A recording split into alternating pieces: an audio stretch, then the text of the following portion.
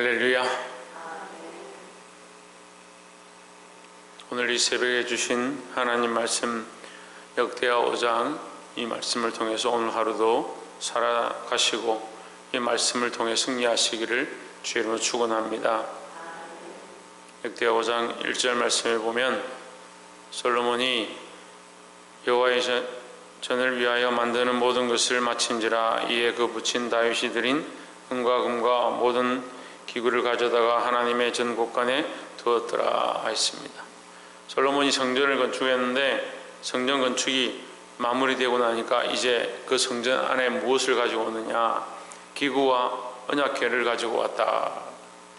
기구와 언약궤를 가지고 오는 것은 마지막 하나님의 임재를 함께 하게 하는 그 하나님의 임재를 불러드리는 겁니다. 우리가 예배 가운데 우리가 모든 형식을 다 갖추고 우리가 준비하고 정결케 하고 나서 하나님의 임재를 구하는 그런 기도가 있어야 된다라는 겁니다. 특별히 교회 안에 대표 기도자들이 기도를 하면 그냥 막무가내 하나님 해놓고 뭐 자기 죄 회개하고 뭐 우리 잘 되게 하시고 복 주시고 나라 민족을 위해서 기도하고 끝나는데, 우리가 구할 바를 구하는 게 아니고 하나님을 구해야 되는 거예요. 하나님을. 그 예배는 하나님의 임재가 있고 하나님의 역사가 있고 하나님의 인도하심이 있고 하나님의 조명하심이 있어야 되는 거예요. 그 하나님께서 역사하셔야 그게 예배가 되죠. 우리끼리 아무리 역사를 하고 우리끼리 아무리 뭐 의논을 하고 우리끼리 아무리 힘을 합쳐도 그게 무슨 소용이 있냐는 거예요. 우리가 이 예배의 첫 시작 하나님을 구하는 겁니다. 여러분 늘 하나님을 구하시길 바랍니다. 자기를 구하지 말고 자기 생각을 구하지 말고 여전히 내가 살아왔던 삶 가운데 이제 하나님의 인도하심으로 살아가도록 하나님을 구할 수 있는 그런 예배, 그런 기도를 하시기를 주의 이름으로 축복합니다. 2절을 보시면 이에 솔로몬이 여호와의 언약궤를 다윗성 곧 시온에서 메어 올리고자 하여 이스라엘 장로들과 모든 지파의 두목 곧 이스라엘 자손의 족장들을 다 예루살렘으로 소집하니 했습니다.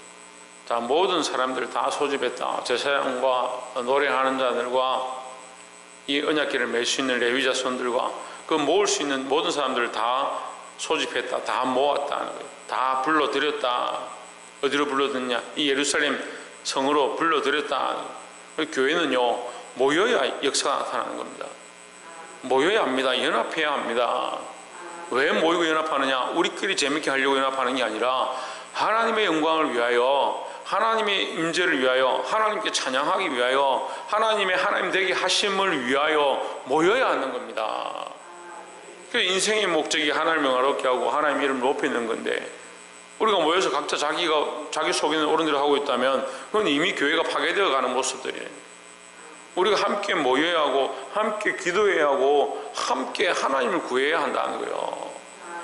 그래서 이 성전을 건축하고 그 앞에 지성소를 세우고 거기에 언약궤를 모셔드릴 때에 이 솔로몬의 행하는 이 행위가 모든 장로들과 레위인들과 찬양하는 자, 제사장들, 족장들 다 불러 모았다. 모이게 했다. 우리는 거룩한 연합을 시작해야 합니다. 시대가 악해지면 악해질수록 모이기를 폐한다. 어떤 모이기를 폐하느냐? 그냥 우리끼리 뭐 산에 놀러 가는 거, 뭐 맛있는 거 먹는 거, 그런 모임을 폐하는 게 아니라 하나님 앞에 거룩하게 모이는 모임을 폐하는 겁니다. 교회가 거룩하게 모이고 하나님을 바라보고 하나님 앞에 예배하는 거, 그것이 파괴되면 그게 무슨 교회겠습니까? 우리 자신도 마찬가지입니다. 우리가 여기 나와서 뭘 하느냐? 하나님을 영화롭게 하고 하나님을 높이고 하나님을 예배하는 이것들이 우리 안에서 무너진다면 모여있어도 모인 게 아니다는 거죠. 오늘 이 말씀 가운데 이 언약궤를 가져오면서 그들이 거룩한 연합, 신령한 연합, 하나님의 이름을 드러내는 연합, 하나님의 영광을 위한 이 거룩한 일들을 위해서 그들이 참으로 연합하고 모이기 시작했던 것처럼 오늘 우리가 이곳 가운데 모이고 더더욱 많은 사람들이 연합해서 하나님 앞에 모이게 하는데 힘쓰시기를 주의 이름으로 축원합니다. 다음 두 번째 나눌 말씀은 9절에 그 채가 길어서 교회에서 나오므로 그 끝이 내 전 앞에서 보이니 밖에서는 보이지 아니하며 그 궤가 오늘까지 그곳에 있으며 10절에 궤 안에는 두 돌판 외에 아무것도 없으니 있습니다. 이 법궤죠. 법궤 안에 그 궤 속에 오직 뭐만 있느냐? 두 돌판밖에 없다. 두 돌판은 뭡니까? 왜? 계명이죠. 율법이죠. 계명 율법이라고 이렇게 볼 수 있는데 다른 말로는 하나님과의 언약이라는 거죠. 아니 이 계명을 왜, 율법을 왜 자꾸 언약이라 이렇게 하냐고 오해하시는 분들이 있는데, 계명이 곧 언약입니다. 이 말씀을 지켜 행하면, 이 율법대로 너희가 하면 복을 받고 내 백성이 될 것이고, 너희는 내 백성이다. 이 계명대로, 이 율법대로 살아라. 그렇지 않으면 너희가 저주를 받을 것이다 하셨습니다. 그러니까 이 계명은 결국 그들과 이스라엘 백성과 하나님이 세운 언약이라는 거죠. 이 언약의 이 궤, 하나님과의 세운 이 언약, 이 오직 말씀만 그 궤 속에 있다라는 겁니다.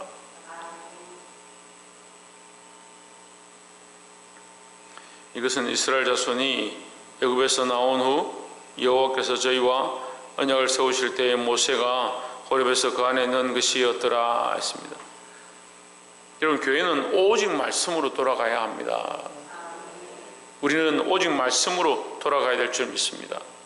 다른 것으로 돌아갈 수가 없어요. 다른 것으로 회복될 수가 없어요. 여기 서가지고 뭐 시를 낭송하고 좋은 노래를 부르고 그렇게 하면 회복되느냐? 아니요. 말씀으로 돌아가야 돼요. 오직 하나님과의 그 언약으로 돌아가야 되는 겁니다. 사랑하는 성도 여러분, 이 원리를 아시고 오직 말씀으로 말씀을 세우고 말씀을 따라서 사시기를 주의 이름으로 축복합니다. 끝으로 13절에 나팔을 부는 자와 노래하는 자가 일제히 소리를 발하여 여호와를 찬송하며 감사하는데 나팔을 불고 재금을 치고 모든 악기를 울리며 소리를 높여 여호와를 찬송하여 이르되 선하시도다 그 자비하심이 영원히 있도다 하며 그때 여호와의 전에 구름이 가득한지라. 구름이 가득했다. 구름이 가득한 것은 하나님의 임재를 가리킵니다. 제가 출애굽기 말씀 나눌 때도 얘기했지만 구름이 가득하다, 하나님 임재가 가득하다, 하나님 영광이 가득하다는 거죠. 이 구름은 하나님의 임재와 영광을 가리킵니다. 상징합니다. 사람들의 시각들, 세상을 바라보는 눈들, 그것이 흐려지고 하나님을 바라보는 눈들이 확실해져야 된다는 거죠. 여러분, 세상을 자꾸 바라보면 세상은 자꾸 잘 보입니다. 더 확실히 보이고 세상의 소망은 더 분명해져 갑니다. 그러니까 문제죠. 하나님 보이지 아니하고. 우리가 하나님 안에 들어오면요, 오히려 세상의 소망은 희미해져 가야 되는 거예요.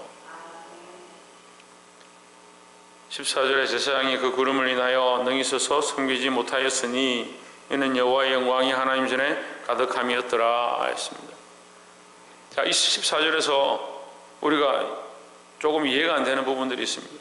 제사장이 그 구름으로 인해서 능히 서서 섬기지 못하였다. 그럼 이게 제사장이 하나님의 영광을 위하여, 하나님을 위하여 언약궤에 들어옴을 위하여 제사를 준비하고 찬양을 하고 하나님 앞에 나아가는데 능히 서서 섬기지 못할 만큼 구름이 가득했다. 그러면 서로 상반되는 거 아니냐? 서로 대치되는 거 아니냐? 아닙니다.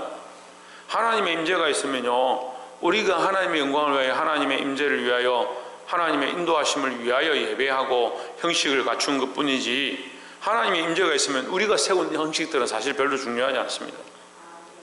하나님 임재가 가득하고 성령이 가득하고 은혜가 충만한데 그때 가서도 뭐 순서를 따지고 뭘 따지고 옷을 어떻게 하고 자세를 어떻게 하고 그렇게 하나님의 임재 앞에 나아가면 우리의 형식들은 오히려 내려놓고 하나님의 임재 안에 더 깊이 들어가야 되는 거예요. 근데 사람들이 자꾸 그걸 착각합니다. 오해를 합니다. 은혜 안에 들어가고 능력이 나타나고 역사가 나타나고 성령의 강한 임재 안에 들어가서 은혜를 받고 성령의 역사를 경험해서, 간단하게 말씀드리면 예를 들면 우리가 같이 기도하는데 은혜가 임해서 자기가 감격해서 견딜 수 없어서 막 펑펑 운다고 합시다. 눈물이 난다고 합시다. 너 시끄럽다. 너 지금 왜 기도를 방해하냐? 너 왜 그렇게 울어가지고 사람들이 헷갈리게 하냐? 사람들이 헷갈리고 사람들이 듣기가 좀 그런 게 민망한 게 무슨 중요하냐고요. 지금 성령이 임하셔서 내가 지금 은혜 가운데 성령 충만함 가운데 들어가서 하나님께서 그 사람을 만지고 계신데, 근데 사람들이 그런 형식들에 사로잡혀가지고 오히려 성령이 임하시면 내가 성령에 사로잡혀서 성령의 인도함 가운데 들어가야 된대요. 어떻게 하냐? 내가 이렇게 하면 안 되지. 체면을 지켜야지. 자세를 바로 해야 되지. 자기 형식 가운데 자꾸 끌려가는 거예요. 하나님의 임재가 있으면 하나님 임재에 맡기고, 성령이 역사하시면 성령에게 맡기고, 그걸 말은 기도할 때 성령의 이끌림을 원합니다, 성령 충만함을 원합니다 하면서 자기 생각이 자꾸 살아있는 거예요.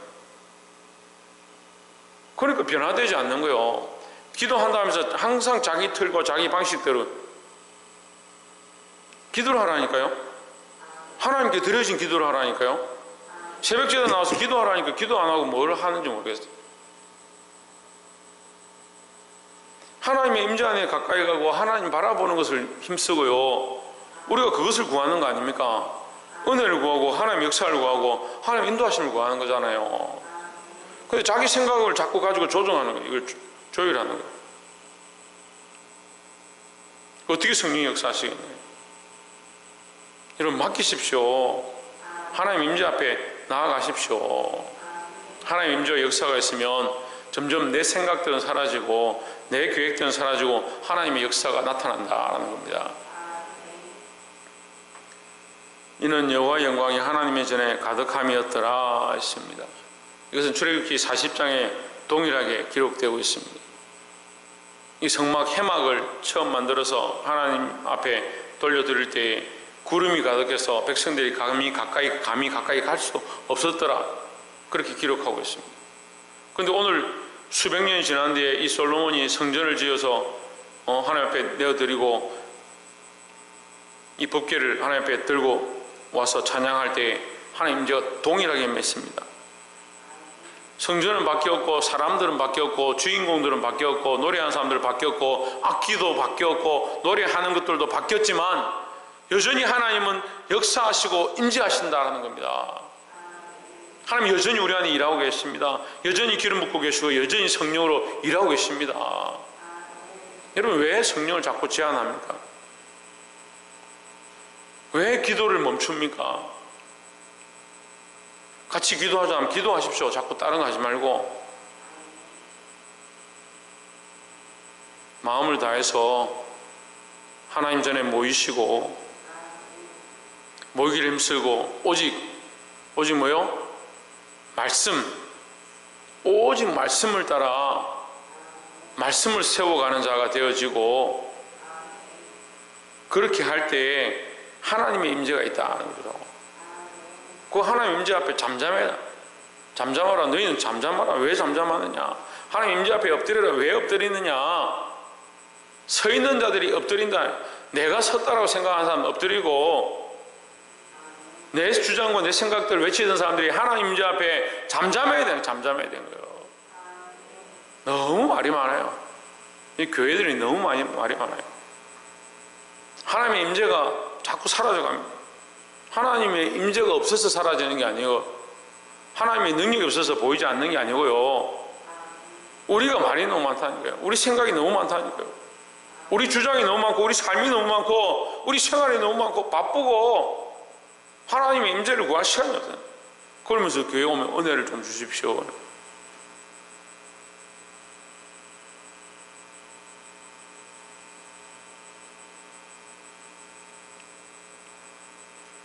사랑하는 성도 여러분, 우리가 이 정신을 차리고 오늘 여전히 해막 가운데 임하셨던 하나님, 호렙산 가운데 임하셨던 하나님, 여전히 이 성전 가운데 임하신 이 모습, 그리고 초대교회 가운데 역사하셨던 것처럼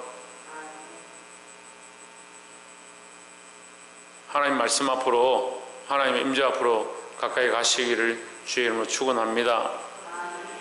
기도하겠습니다.